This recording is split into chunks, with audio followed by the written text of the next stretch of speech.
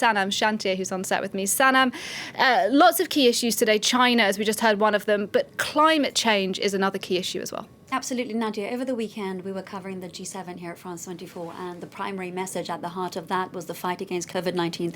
That's why it was dubbed the Vaccine Summit. Now, we have the gathering of these NATO members, and this time it's absolutely climate change that's taking center stage. The alliance coming with a message that's rather loud and clear. They're saying that the battle against climate change is a priority, not just a normal priority, but a security one.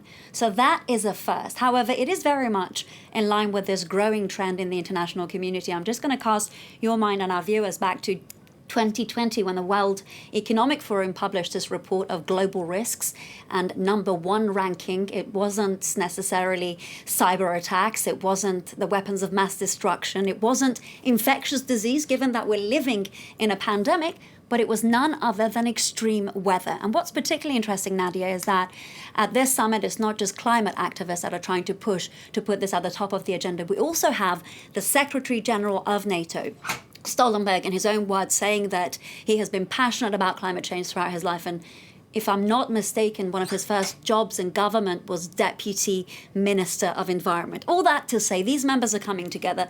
They're trying to come up with some sort of plan of action to make their armed forces carbon neutral by 2050. And it's no easy feat. You mentioned this earlier. Donald Trump at the helm for 4 years.